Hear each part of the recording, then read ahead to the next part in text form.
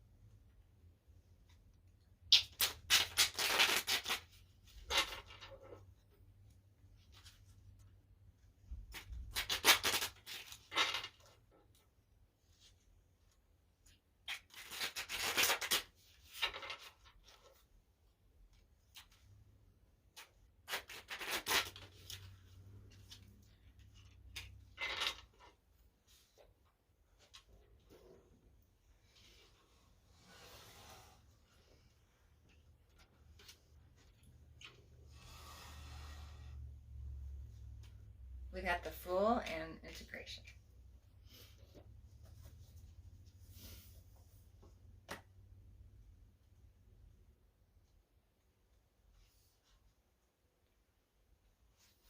The Fool. Moment to moment and with every step, the Fool leaves the past behind. He carries nothing more than his purity, innocence, and trust, symbolized by the white rose in his hand. The pattern on his waistcoat contains the colors of all four elements of the tarot, indicating that he is in harmony with all that surrounds him. His intuition is functioning at its peak. At this moment, the Fool has the support of the universe to make this jump into the unknown. Adventures await him in the river of life. The card indicates that if you trust your intuition right now, your feeling of the rightness of things, you cannot go wrong.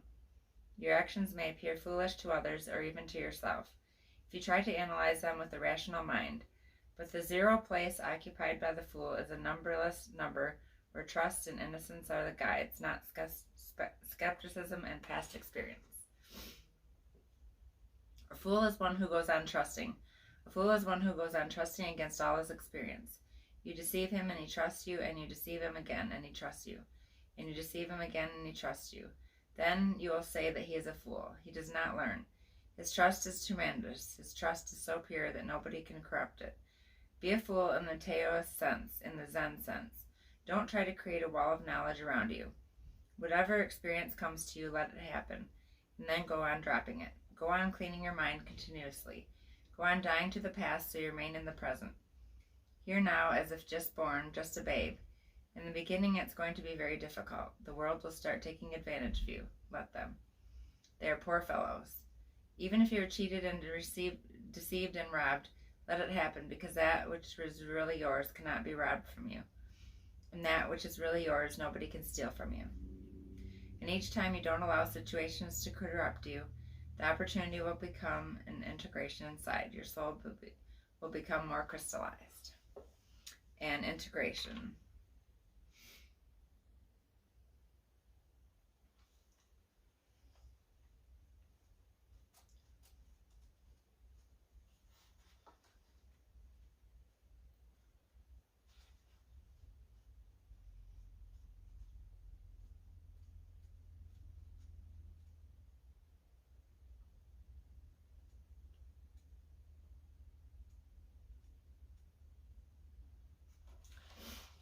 The image of integration is the Mystica, the fusion of opposites.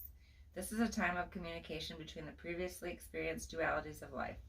Rather night opposing day, dark suppressing light, they work together to create a unified whole, turning endlessly into one onto the other, each containing its deepest core, the seed of the opposite. The eagle and the swan are both beings of flight and majesty. The eagle is the embodiment of power and aloneness. The swan is the embodiment of space and purity, gently floating and diving upon and within the element of the emotions, entirely content and complete with her perfection and beauty. We are the union of eagle and swan, male and female, fire and water, life and death. The card of integration is a symbol of self-creation, new life, and mystical union, otherwise known as alchemy.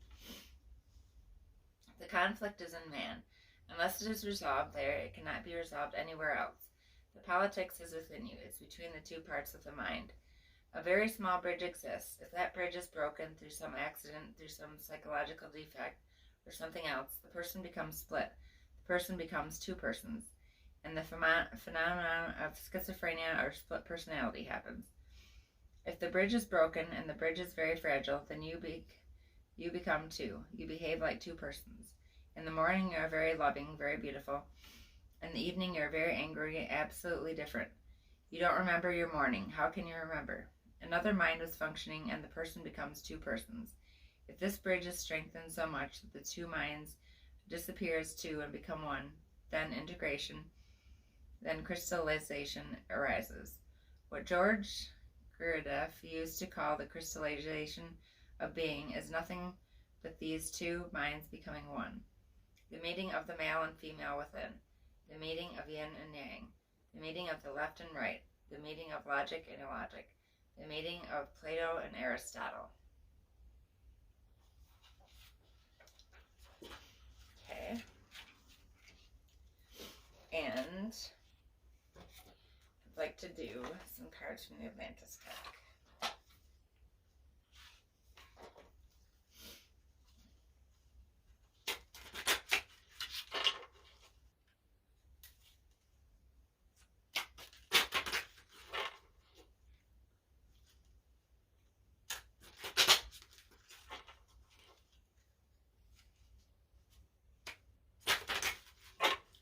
One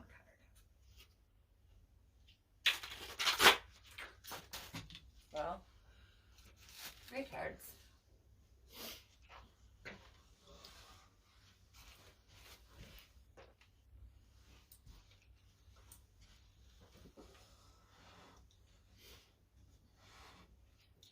Okay, we got 12 chakras, the Sphinx, and education.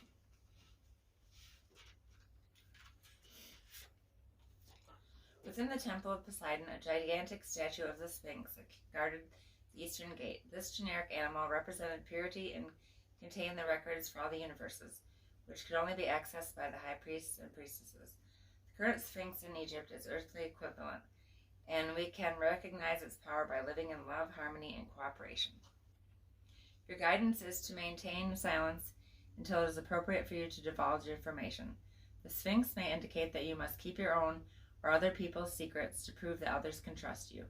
Or it may suggest that it is time for you to look within to access your wisdom and share it appropriately. Keep your own counsel and the secrets of others.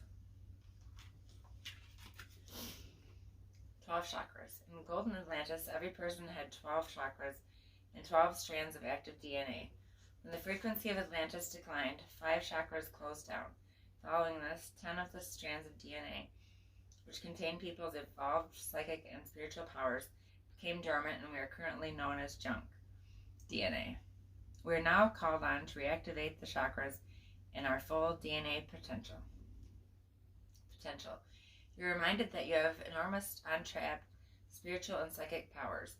By relaxing deeply, you can start to activate your cellular knowledge and bring back the wisdom you held in Atlantis. Your guidance is to access this potential. Find time and space to become quiet and still so you can remember who you truly are. Relax and tune into your potential. Education. In Golden Atlantis, a trained priest would examine a child's aura to discover his or her inborn gifts and talents, which were then developed. The learning temples were peaceful, quiet places where relaxation was induced by appropriate music and color to open the right brain of the student. Then the priest would telepathically impart spiritual knowledge directly into his or her mind. He or she could also absorb information directly into the third eye from certain crystals, into which higher priests or magi had programmed specific information. Learn or teach. Drawing this card suggests that you open yourself to new learnings by relaxing and absorbing information rather than in the old logical structured way. Alternatively, it may be time for you to teach others. In this case, draw from your own wisdom, not books. Open up to learn, then spread the knowledge. And that is the cards for the day. And thank you very much for joining me.